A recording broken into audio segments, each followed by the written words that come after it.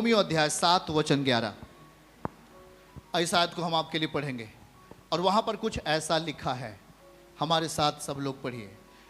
लिखा है, क्योंकि, सब लोग इसको बोलिएगा, क्योंकि पाप ने अवसर पाकर, फिर से बोले, पाप ने, गुनाह ने अवसर पाकर आज्ञा के द्वारा बहकाया और उसी के द्वारा उसको मार भी डाला।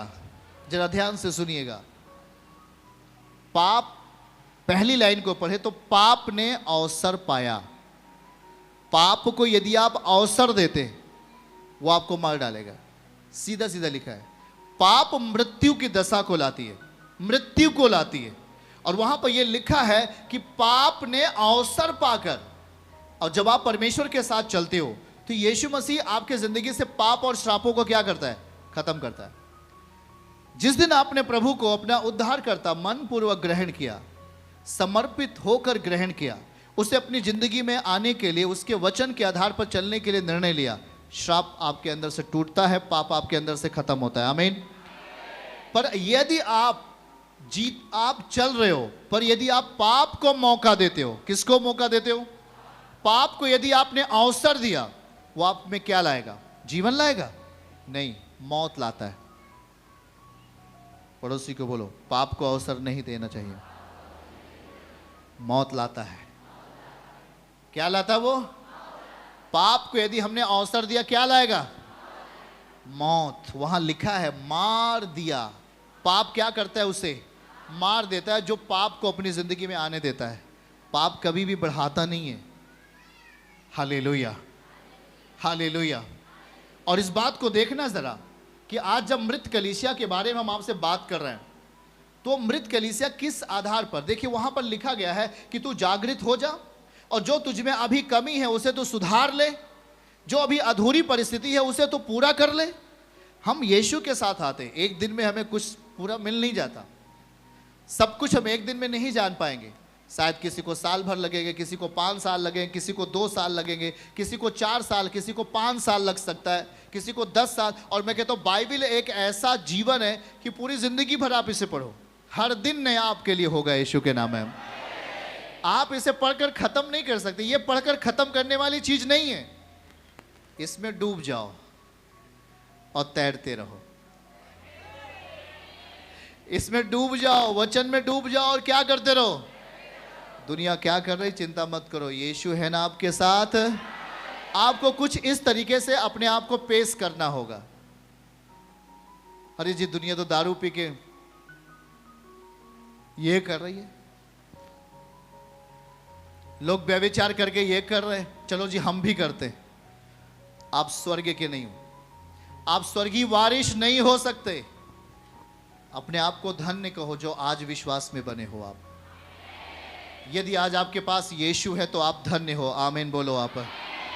वो सीधा सीधा लिखा, जागृत होना सीखो और जो अधूरी परिस्थिति है उसे पूरा करना सीखो। अपनी लाइफ में जो आत्मिक जो अधूरापन है उसे पूरा करो, 1 बाय 1 करके। एक दिन फिर आज इतना किया, कल इतना करो, क्योंकि वो जीवित परमेश्वर है। उसके साथ रहने का मतलब ही होता है कि आप उसके साथ पवित्रताई के साथ जिए, सच्चाई के साथ जिए, आत्मा में जिए।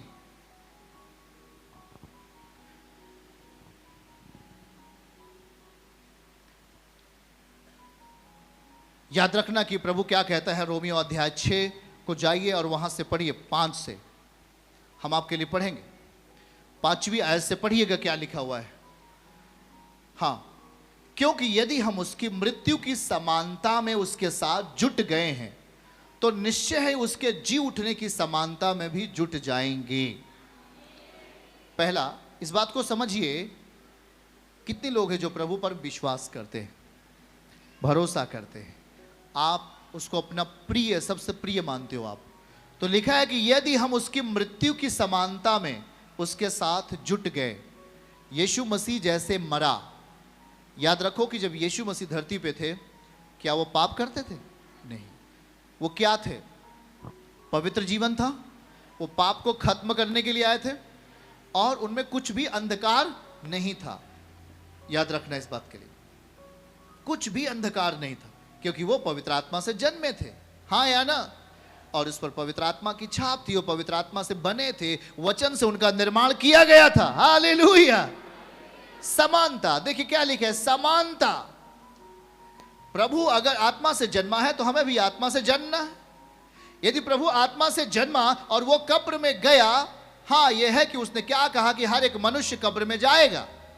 ये यीशु ने संकेत दिया कि हर एक व्यक्ति का मरना अवश्य है, फिर मरने के बाद जी उठना भी अवश्य होगा। वो बात यहां लिखी गई, पढ़िए इसको। लिखा है कि यदि हम उसकी मृत्यु की समानता में उसके साथ जुट गए हैं तो निश्चय उसके जी उठने की समानता में भी उसके साथ जुट जाएंगे। मतलब यीशु मरा और फिर क्या हुआ? हम उसके साथ हैं, हम उसके वचन के साथ हैं, तो देह हमारी कब्र में जा सकती है, लेकिन जिस तरह यीशु मसीह जी उठा वैसे आप भी जी उठेंगे। समानता, बोलिए समानता, उसके समान, यीशु मसीह के समान। आमीन बोलिए आप, आमीन, हालेलुया। वचन 7 आइए हमारे साथ, देखिए क्या लिखा हुआ है। और फिर वहां बाइबल कहती है 7 आयत को अगर हम पढ़ें तो लिखा, क्योंकि जो मर गया वह पाप से छुटकारा पाकर वो धर्मी ठहरा। आमीन। पाप से क्या होना? पाप के लिए मर जाना। किसके लिए मर जाना? पाप के लिए मर जाना। हाथ उठा के बोलो, पाप के लिए मर जाना। हालेलुया। बोलिए, पाप से छूटकर हम क्या बन जाते हैं? धर्मी बन जाते हैं। तो अपने आप को मृतक अवस्था में मत लेके जाओ, जीवित अवस्था में लेके आओ। जो आज आपको सौंपा जा रहा है उसके प्रति आप क्रियाशील बनो। आमीन। जो आपको सौंपा जा रहा है उसके प्रति अपने आप को जागरूक करो कि परमेश्वर विश्वास की अवस्था में आपकी जिंदगी में हर कामों को पूरा करेगा। आमीन। वो लिखा है, तुम चलते तो हो, जीवित तो हो, पर क्या हो आप? मरे हुए जैसे हो। क्यों मरे हुए जैसे हो? क्योंकि आपके अंदर क्रियाशीलता नहीं है, जागृति नहीं है। आप जिन चीजों को आपने धारण किया, जिन चीजों को आपने सुना, उसे अपने लाइफ में नहीं उतारा, उसे अपने जीवन में नहीं उतारा। सुना तो आपने, बाइबल क्या कहती है, याकूब क्या कहता है 2 अध्याय, यदि आपने वचन सुना और उस पर नहीं चला तो आपके लिए धोखा है। आपने वचन सुना, पढ़ा और जान भी लिया और उस पर आप नहीं चलते, आपके लिए धोखा है। पर यदि आपने वचन सुन लिया और उस पर आप चलते हैं, आपके लिए आशीष है, छुटकारा है, बरकत है आपके लिए। हेलो, बातों को समझ रहे हैं कि नहीं? और प्रभु ने उदाहरण दिया, जिस तरीके से एक शीशा होता है, अपना चेहरा देखने के बाद क्या हो जाता है इंसान? अपने चेहरे को फिर भूल जाता है, वो समझ ही नहीं पाता, हाँ या ना? चेहरा देखा फिर भूल गया, कैसा? उसी तरह होता है आपकी लाइफ, जब आप वचन को सुनते हो पर चलते नहीं हो।